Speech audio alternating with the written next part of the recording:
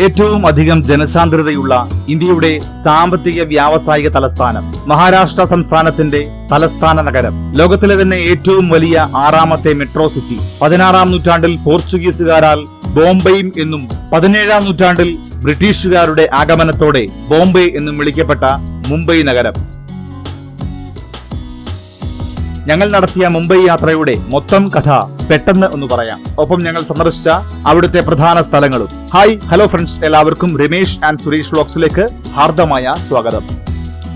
2024 May മാസം 22-ന് Kayamkulam railway സ്റ്റേഷനിൽ നിന്നും 163-46 നേത്രാവതി എക്സ്പ്രസിൽ രാവിലെ 11:10 യാത്ര ആരംഭിച്ചു. പച്ചപ്പും ഹരിതാഭയുമൊക്കെയുള്ള കേരളത്തിൽ നിന്നും മഹാരാഷ്ട്രയുടെ തലസ്ഥാനം മുംബൈയിലേക്ക്. കേരവൃക്ഷങ്ങളും വൃത്തിയുള്ള ആറുകളും തോടുകളും പുഴകളും ഒക്കെ മനം നിറയെ കണ്ട് ആസ്വദിക്കുവാണ്. ഇനിയും കുറച്ച് ദിവസങ്ങൾ നമ്മുടെ നാട് വിട്ടു നിൽക്കുകയല്ലേ. ഇടയ്ക്ക് വണ്ടി പിടിച്ചിട്ട് വന്ദേ ഭാരത് കയറ്റിവിട്ടു. പിന്നെ വന്നു ചിക്കൻ ബിരിയാണി 110 രൂപയ്ക്ക് വാങ്ങിക്കഴിച്ചു. പിന്നെ യാത്ര തുടരുമ്പോൾ വാട്ടിയ വാഴയിലയിൽ പൊതികെട്ടിക്കൊണ്ടുവന്ന ചോറുപൊതി, നല്ല കുത്തരി ചോറും ബീൻസ് തോരനും മുളക് ചുട്ടരച്ച തേങ്ങാ ചമ്മന്തിയും വഴറ്റിയെടുത്ത കിടിലൻ ബീഫും കൂട്ടി ഒരു മാരക സാധനം. പിന്നീട് കഴിച്ച സാധനത്തിനൊന്നും ഒരു പ്രസക്തിയില്ലാതായിപ്പോയി. 30 മണിക്കൂർ 50 മിനിറ്റ് നീണ്ടുനിന്ന യാത്ര. കേരളം, കർണാടക, ഗോവ, മഹാരാഷ്ട്ര അങ്ങനെ പോകുന്ന യാത്ര. 60 സ്റ്റേഷനുകൾ, 91 തുരങ്കങ്ങൾ, 1858 പാലങ്ങൾ അണിനിരക്കുന്ന കൊങ്കൺ പാതയിലൂടെയാണ് ഈ മുംബൈ കാഴ്ചകളെല്ലാം വിശാലമായി 24ഓളം വീഡിയോകളായി ഞങ്ങളുടെ ചാനലിൽ ഇട്ടിട്ടുണ്ട്. കാണേണ്ടവർ അതിന്റെ പ്ലേലിസ്റ്റിന്റെ ലിങ്ക് ഡിസ്ക്രിപ്ഷനിലുണ്ട്. അങ്ങനെ ആ ദിനം കഴിഞ്ഞ് അടുത്ത ദിവസം 5:45 ഞങ്ങൾ മുംബൈയിലെ താനെ റെയിൽവേ സ്റ്റേഷനിൽ എത്തി. അവിടെ നിന്ന് അടുത്ത ലോക്കൽ ട്രെയിൻ കയറി മുലൂണ്ട് സ്റ്റേഷനിലേക്കാണ്. മുലൂണ്ട് ഈസ്റ്റിൽ ഞങ്ങളുടെ സുഹൃത്ത് അർജുനൊപ്പമാണ് താമസം. അങ്ങനെ പിറ്റേ ദിവസം ഞങ്ങളുടെ മുംബൈ കറക്കത്തിന്റെ ആരംഭം. എല്ലാ യാത്രയും ആരംഭിക്കുന്നത് ഈ മുലൂണ്ട് റെയിൽവേ സ്റ്റേഷനിൽ നിന്നാണ്. ഇടയ്ക്ക് ഓരോ സാധനമായും കഴിക്കുന്നൊക്കെയുണ്ട്. അങ്ങനെ പരസ്യങ്ങൾ പതിച്ച ഫുൾ മൂടി മറച്ച AC ട്രെയിൻ യാത്രയാണ് ആദ്യം. ഇതും അവിടുത്തെ സബർബൻ ട്രെയിനിന്റെ ഭാഗമാണ്. ഈ സബർബൻ ട്രെയിൻ സിസ്റ്റം മറാഠി ഭാഷയിൽ മുംബൈ ഉപനഗരീയ റെയിൽവേ എന്നും നാട്ടുഭാഷയിൽ ലോക്കൽ ട്രെയിൻ എന്നും അറിയപ്പെടുന്നു. അങ്ങനെ ഒരു 20 മിനിറ്റുള്ള യാത്രയ്ക്ക് ശേഷം നമ്മൾ ഇറങ്ങേണ്ട സ്റ്റോപ്പിലെത്തി. ഇറങ്ങി ചെറുതും വലുതുമായ ഇവിടുത്തെ മികച്ച ട്രാവലിംഗ് ഓപ്ഷൻസ് ട്രൈ ചെയ്യുന്നതിന്റെ ഭാഗമായി അടുത്തത് മെട്രോ. ഘാട്ട്കോപ്പർ മെട്രോ സ്റ്റേഷനിലേക്ക് കയറാനുള്ള എൻട്രൻസ്. ട്രെയിൻ എത്തിപ്പോയി. നല്ല ആളുണ്ട്. ട്രെയിനിന്റെ ഉള്ളിൽ നല്ല തിരക്ക്. വിൻഡോയ്ക്കുള്ളിലൂടെ കാഴ്ചകൾ മനോഹരവും ആകാംക്ഷ നിറഞ്ഞതുമാണ്. ഉയർന്നു നിരന്ന പഴയതും പുതിയതുമായ വൻകിട ബിൽഡിംഗ്സും അപ്പാർട്ട്മെന്റുകളും, വണ്ടികൾ നിറഞ്ഞ് ഒഴുകുന്ന വലിയ റോഡുകളും, ഒപ്പം കുത്തി നിറച്ച കുഞ്ഞൻ വീടുകളും മരങ്ങളും പച്ചപ്പും ടവറുകളും. കുത്തി നിറച്ച കുഞ്ഞൻ കൂരകൾ നിറഞ്ഞ ചേരികളുടെ വിശാലമായ കാഴ്ച ഈ ലൈനിലൂടെയുള്ള യാത്രയിൽ കാണാം. ഇത് മുംബൈ മെട്രോയിലെ വെർസോവയിൽ തുടങ്ങി അന്ധേരി വഴി ഘട്ട്കോപ്പർ വരെ 11.4 കിലോമീറ്റർ നീളുന്ന ബ്ലൂ ലൈനാണ്. അങ്ങനെ വെസ്റ്റേൺ എക്സ്പ്രസ് ഹൈവേ എന്ന സ്റ്റേഷനിൽ എത്തിയപ്പോൾ ഞങ്ങൾ ഇറങ്ങി. ലൈൻ 1 നിന്നും ലൈൻ 7 മാറണം. എക്സിറ്റിൽ തന്നെ റെഡ് ലൈൻ സ്റ്റേഷനിലേക്ക് പോകാനുള്ള വഴിയുണ്ട്. അതൊരു ആകാശപാതയാണ്.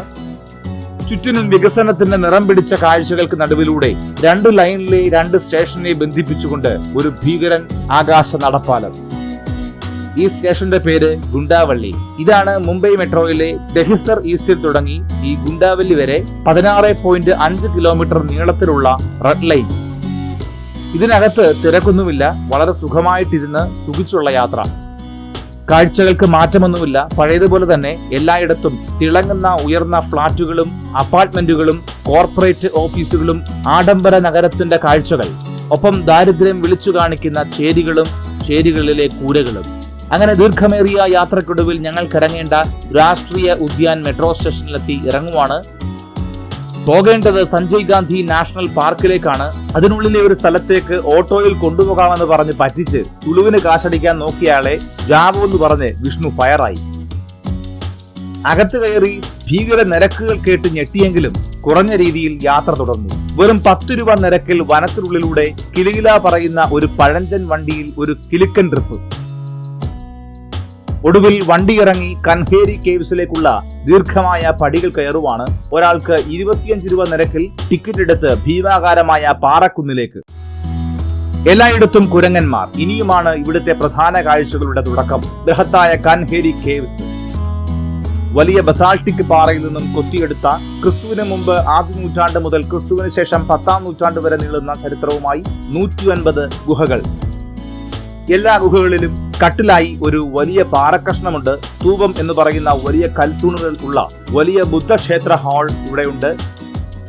മഴക്കാലത്ത് വന്നാൽ ഇതിന് മറ്റൊരു മുഖം കാണാം. കൽക്കുഴികളിൽ നിറയുന്ന വെള്ളം പടികളിലൂടെ ആർത്തിരമ്പി ഒഴുകുന്ന വലിയ വെള്ളച്ചാട്ടം ഇവിടുത്തെ ആ സമയത്തെ ഒരു കാഴ്ചയാണ്. 51 വ്യക്തതയുള്ള ലിഖിതങ്ങളും 26 ശിലാലിഖിതങ്ങളും കാൻഹേരിയിൽ കാണപ്പെടുന്നു. നടന്നു കുഴഞ്ഞാൽ തിരിച്ചിറങ്ങി ആ ബസ് മടങ്ങി വരാൻ കാത്തിരിക്കുക. അങ്ങനെ തിരിച്ചുള്ള യാത്ര. അവിടെ നിന്നും വെളിയിലിറങ്ങി കിഴങ്ങ് വെച്ച പപ്സ് ഒരെണ്ണത്തിന് 40 രൂപയ്ക്ക് വാങ്ങിക്കഴിച്ചു. അത് കഴിഞ്ഞ് മുംബൈയിലെ ബോരിവല്ലി മാർക്കറ്റിലൂടെ ഒരു നടത്തം. ഒരുമാതിരിപ്പെട്ട എല്ലാ സാധനങ്ങളും ഇവിടെ കിട്ടും. ചില കടകളിൽ കയറി ചിപ്സുകളും മറ്റും വാങ്ങി, മറ്റു ചില കടകളിൽ വിലകൾ തിരക്കിയുള്ള ഒരു നടത്തം. ആകെ മൊത്തം മാർക്കറ്റൊന്ന് ഓടിച്ചു വിട്ട് പരിചയപ്പെട്ടു. അങ്ങനെ ബോരിവല്ലി റെയിൽവേ സ്റ്റേഷനിലെത്തി. അവിടെ നിന്നും ജൂഹു ബീച്ചിനടുത്തുള്ള റെയിൽവേ സ്റ്റേഷനിലേക്ക് മറ്റൊരു ട്രെയിൻ ട്രിപ്പ്. ട്രെയിൻ ഇറങ്ങി ഒരു തമിഴന്റെ ഓട്ടോയിൽ ജൂഹു ബീച്ചിലേക്ക് ഒരു ഓട്ടോ സവാരി. മീറ്റർ നിരക്കിൽ 54 രൂപ കൊടുത്ത് ബീച്ചിലിറങ്ങി. അറബിക്കടലിന്റെ തീരത്ത് വെർസോവ വരെ 6 കിലോമീറ്ററോളം നീളുന്ന മുംബൈയിലെ ഒരു പ്രധാന ടൂറിസ്റ്റ് ലൊക്കേഷൻ ജൂഹു ബീച്ച്. ഇളകിമറിഞ്ഞ കടലും ചിന്നിച്ചിതറുന്ന തിരമാലകളും തിരകളിൽ കളിക്കുന്ന കുട്ടികളും വിശാലമായ മണൽപ്പരപ്പും മണൽപ്പരപ്പിൽ നിരക്കുന്ന വലിയ കൂട്ടം ആൾക്കാരും പടിഞ്ഞാറൻ ചക്രവാളത്തിൽ മറയുന്ന സൂര്യനും മനോഹരമായ ചമ്മാനത്തിന്റെയും ഒക്കെ കാഴ്ചകളുമായി ഞങ്ങൾ ആ സ്ഥലത്തോടും വിട പറഞ്ഞു. മുംബൈയിലെ ആദ്യ ദിനം ഇവിടെ കഴിയുകയാണ്. 2ാം ദിവസം രാവിലെ ഈ ട്രെയിൻ നേരെ CSTയിലേക്കാണ്. ഛത്രപതി ശിവജി ടെർമിനസ്. ബുലൂണ്ടിൽ നിന്നുമുള്ള യാത്രയിൽ ഏകദേശം 16 സ്റ്റേഷൻസിൽ സ്റ്റോപ്പുണ്ട്. വഴിയിൽ കണ്ട കാഴ്ചകൾ പലതാണ്. 1878 ബോംബെയിലെ പ്രമുഖ വ്യാപാരി ഏലിയാസ് ഡേവിഡ് സാസും 1868 ചിഞ്ചുപൊക്ലി റെയിൽവേ സ്റ്റേഷന് സമീപം സ്ഥാപിച്ച ഒരു ജൂത സെമിത്തേരി. പല കാഴ്ചകൾക്കൊടുവിൽ CSMT അഥവാ ഛത്രപതി ശിവജി മഹാരാജ് ടെർമിനസ് റെയിൽവേ സ്റ്റേഷനിൽ ഇറങ്ങി. ബ്രഹ്മാണ്ഡമായ ഒരു സ്റ്റേഷൻ. മധ്യ റെയിൽവേയുടെ ആസ്ഥാനം. ഇന്ത്യയിൽ ബ്രിട്ടീഷ് ഭരണകാലത്തെ നിർമ്മാണങ്ങളിൽ ഒന്ന്. 1878 നിർമ്മാണം ആരംഭിച്ച ഇതിന്റെ പണി പൂർത്തിയാക്കാൻ 10 വർഷത്തിലധികം എടുത്തു. ബ്രിട്ടനിലെ വിക്ടോറിയ രാജ്ഞിയുടെ ബഹുമാനാർത്ഥം വിക്ടോറിയ ടെർമിനൽസ് എന്നായിരുന്നു ഇതിന്റെ ആദ്യമിട്ട പേര്. എന്തായാലും മനോഹരമായ സ്റ്റേഷനിൽ സുരക്ഷാ കവാടത്തിലൂടെ ഇറങ്ങി സ്ട്രീറ്റിലേക്ക് പോവുകയാണ്. നല്ല അടിപൊളി സ്ട്രീറ്റ് ഫുഡ്. അധികം മസാല ചേർത്ത് കുളമാക്കാത്ത നല്ല ഫുഡ്. പൊറോട്ട, പൂരി, ഇഡലി, പരിപ്പുവട, നെയ്യപ്പം, ബോണ്ട, സമൂസ, അങ്ങനെ കുറെ സൗത്ത് ഇന്ത്യൻ ഓപ്ഷൻസും മിതമായ നിരക്ക് കിട്ടും. അങ്ങനെ ഒരു ബിരിയാണി കൂടെ ഇവിടെ ട്രൈ ചെയ്തു. ബാക്കി കാഴ്ചകൾ കാണാൻ വേണ്ടി ഇറങ്ങുവാണ്. എല്ലായിടത്തും കച്ചവടം. നടക്കുന്നതിനിടയിൽ കണ്ട കാഴ്ചകളിൽ ഒന്ന് പീജിയോൺ കോർണർ എന്നും പ്രാവിന്റെ വീട് എന്ന് അർത്ഥം വരുന്ന കബൂത്തർ ഖാന എന്നും ഗൂഗിൾ മാപ്പിൽ രേഖപ്പെടുത്തിയിരിക്കുന്ന സ്ഥലം. നഗരവൽക്കരണത്തിലൂടെ പ്രകൃതിയിൽ നിന്നും അകന്നു പോകുന്ന തിരക്കേറിയ മനുഷ്യജീവിതങ്ങളെ ഒരു നിമിഷത്തേക്കെങ്കിലും തിരികെ കൊണ്ടുവരാൻ ഒരു ശ്രമം. നീണ്ടു നിവർന്ന ബിൽഡിംഗ്സിന്റെ മുമ്പിൽ കൂടി ചെറിയ കടകളും കച്ചവടങ്ങളും നിറഞ്ഞ കമ്പോളത്തിൽ കൂടി ഒരു നീണ്ട നടത്തം. രാജുഭായിയുടെ അത്തർക്കടയിൽ നിന്നും ഒരു ബ്രൂട്ട് വെറും 200 രൂപയ്ക്ക് വിഷ്ണു വാങ്ങി. പിന്നെ ഒരു തൃശ്ശൂർകാരൻ ഗഡിയുടെ ക്യാമറ കടയിൽ നിന്ന് പുള്ളിയും പരിചയപ്പെട്ട് ഓൺലൈൻ വിലയ്ക്ക് ഒരു മെമ്മറി കാർഡ് വാങ്ങിയും പിന്നെയും നടപ്പ് തുടരുകയാണ്. എല്ലാ വശങ്ങളിലും ബ്രിട്ടീഷ് ഭരണകാലത്ത് നിർമ്മിച്ച കെട്ടിടങ്ങൾ നിരത്തിയിരിക്കുന്ന ഹുതാത്മ ചൗക്ക് സ്ക്വയർ. അതാണ് നമ്മുടെ അടുത്ത സ്ഥലം. ചരിത്രവും പാരമ്പര്യവും വിളിച്ചോടുന്ന ദേശീയതയുടെയും തൊഴിലാളി ഐക്യത്തിന്റെയും ആളിക്കത്തിയ സമരാജ്ഞിയുടെ ചൂടും പൊട്ടിച്ചിതറിയ വെടിയുണ്ടകളും തുളഞ്ഞിറങ്ങിയ മാറും ചിന്തിയ ചോരയുടെ ചൂരും മണക്കുന്ന ഓർമ്മകൾ പേറുന്ന രക്തസാക്ഷി ചതുരം. സംയുക്ത മഹാരാഷ്ട്രയ്ക്ക് വേണ്ടി പ്രക്ഷോഭത്തിൽ കൊല്ലപ്പെട്ട സംയുക്ത മഹാരാഷ്ട്ര സമിതിയുടെ 106 പ്രവർത്തകരുടെ സ്മരണയ്ക്കായി സോവിയറ്റ് യൂണിയൻ ശൈലി നിർമ്മിച്ചിരിക്കുന്ന Hutatma ചൗക്കിലെ martyr with a flame ജ്വാലയേന്തിയ രക്തസാക്ഷി പ്രതിമ. ഒപ്പം അതിമനോഹരമായി കൊത്തിയ രൂപങ്ങളാൽ ചുറ്റപ്പെട്ട സമൃദ്ധിയുടെ റോമൻ ദേവതയായ ഫ്ലോറയെ റെപ്രസെന്റ് ചെയ്യുന്ന 1864 നിർമ്മിക്കപ്പെട്ട ഫ്ലോറ ഫൗണ്ടെയിൻ. പിന്നെ നടപ്പ് തുടരുമ്പോൾ അണയാത്ത ജ്വാലകൾക്ക് മുമ്പിൽ ഇന്ത്യൻ ഭരണഘടനയുടെ രചയിതാവിന്റെ പ്രതിമ ഡോക്ടർ ബാബാ സാഹിബ് അംബേദ്കർ.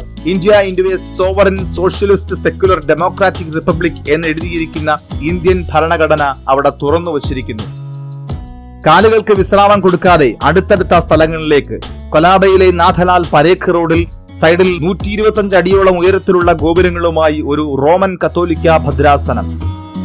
റോഡിൽ കൂടെ പിന്നെയും നടന്ന് ഒരു വലിയ ജംഗ്ഷനിലെത്തി gate way of Indian naval ഡോക്യാർഡിന് അടുത്തുള്ള തിരക്കേറിയ റീഗൽ സർക്കിളിൽ സ്ഥിതി ചെയ്യുന്ന വിക്രാന്ത് എന്ന ഇന്ത്യൻ വിമാനവാഹിനി കപ്പലിന്റെ സ്മാരകം 1957 ഇന്ത്യ ബ്രിട്ടനിൽ നിന്നും വാങ്ങി 1961 നവംബർ 3 മുംബൈയിൽ വെച്ച് ഇന്ത്യൻ നേവിയുടെ ഭാഗമായി മാറിയ മജസ്റ്റിക് ക്ലാസ് വിമാനവാഹിനി കപ്പലായ INS വിക്രാന്ത്. സെൽഫികൾ പകർത്തി അവിടെ നകലുമ്പോൾ കാണാൻ ഒരുപാട്. പിന്നെയും പൊളിച്ച അതേ വിക്രാന്തിന്റെ ഒരു ഭാഗമാണ് ഒരു മോണുമെന്റായി ഈ ജംഗ്ഷനിലും വെച്ചിരിക്കുന്നത്. വരുന്ന വഴി മൊത്തം ബ്ലോക്ക് ചെയ്തുകൊണ്ട് പരസ്യത്തിന്റെ ചിത്രീകരണം. ഷവോമിയുടെ ഒരു ഫോണിന്റെ പരസ്യമാണ്. നമ്മൾ കാണേണ്ട നഗരത്തിലെ ഏറ്റവും പഴയ രണ്ടാമത്തെ സഫാർഡിക് ഓർത്തഡോക്സ് ജൂത സിനഗോഗിന്റെ മുമ്പിലാണ് ഈ ചടങ്ങ്. അലങ്കാരമായി വിക്ടോറിയൻ ഇന്റീരിയർ വർക്കോടുകൂടി ക്ലാസിക്കൽ റിവൈവൽ ശൈലിയിൽ 1884 ഈ പള്ളി സ്ഥാപിതമായത്. നമ്മൾ ഈ നടക്കുന്ന ഈ സ്ഥലത്തെ അറിയപ്പെടുന്നത് ഇന്ത്യൻ സ്വാതന്ത്ര്യത്തെ പിന്തുണച്ച ദി ബോംബെ ക്രോണിക്കൽ പത്രത്തിന്റെ എഡിറ്ററായിരുന്ന ബെഞ്ചമിൻ ഹോർണിമാന്റെ ബഹുമാനാർത്ഥം ഹോർണിമാൻ സർക്കിൾ എന്നാണ്. 2023 ഏപ്രിൽ 27 അനാച്ഛാദനം ചെയ്ത charging bull and A common man എന്ന പ്രതിമ ഇവിടെ കാണാം. ഇന്ത്യൻ വിപണികളുടെ അഭിവൃദ്ധിയുടെ പ്രതീകമായ ചാർജിംഗ് ബുൾ, ഒപ്പം ഒരു സാധാരണക്കാരന്റെ പ്രതീക്ഷകളെയും അഭിലാഷങ്ങളെയും പ്രതീകപ്പെടുത്തുന്ന ഒരു വൃദ്ധനും. അങ്ങനെ ഒരു ദിവസത്തെ കറക്കത്തിനൊടുവിൽ വെറും 40 രൂപ നിരക്കിൽ ടാക്സിക്കാരിൽ തിരികെ CST റെയിൽവേ സ്റ്റേഷനിലേക്ക്. കൂടെ കുറച്ച് സമകാലിക രാഷ്ട്രീയ ചർച്ചകളും. തിരികെ CSTയിൽ നിന്നും ട്രെയിൻ കയറി താമസ സ്ഥലത്ത് എത്തി രാത്രിയിൽ ഒരു സ്കൂട്ടർ റൈഡിനൊപ്പം ചില ഫുഡ് ട്രൈ ചെയ്യുവാണ്. ആദ്യം ജംബോ കിങ് ബർഗർ, ഒരു മോഡേൺ ഫുഡ്. പിന്നെ മറ്റൊരു കടയിൽ നിന്നും ചൈനീസ് ന്യൂഡിൽസ്, ഒരു ഫോറിൻ ഫുഡ്. മുംബൈയിൽ ഇത് 3-ാം ദിനം. ഇന്ന് ഒപ്പം അർജുനുമുണ്ട്. ഇടിച്ചുകുത്തി ട്രെയിൻ യാത്ര നേരെ വീണ്ടും CSTയിലേക്ക്. ഡബിൾ ഡെക്കർ ബസ്സിൽ യാത്ര ചെയ്യാനായിട്ട് പോകുവാണ്. നീണ്ട ക്യൂ നിൽക്കണം. അങ്ങനെ ഒരു ഡബിൾ ഡെക്കറിൽ കയറി. പക്ഷേ ഇത് സാധാരണ ട്രിപ്പാണ്. അടുത്ത സ്റ്റോപ്പിൽ ഇറങ്ങിയിട്ട് വേണം ശരിക്കുള്ള സിറ്റി സീയിങ് ബസ്സിൽ കയറാൻ.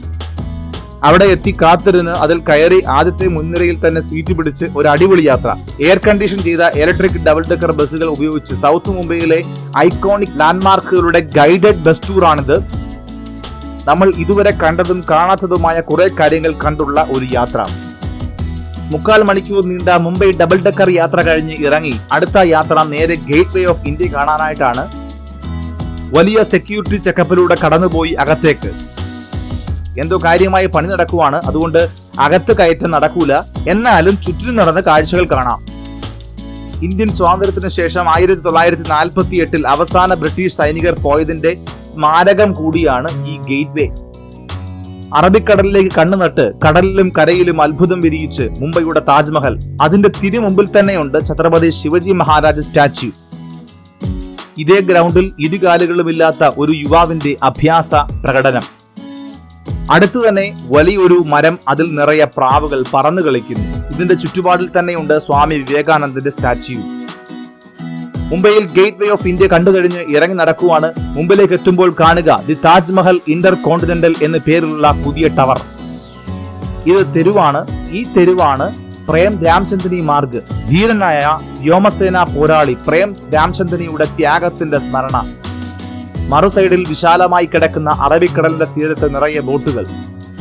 ഇത് 1903 തുറന്ന ഇന്തോ സാർസനിക് ശൈലിയിൽ നിർമ്മിച്ച ഒരു പൈതൃക പഞ്ചനക്ഷത്ര ആഡംബര ഹോട്ടൽ താജ്മഹൽ പാലസ്.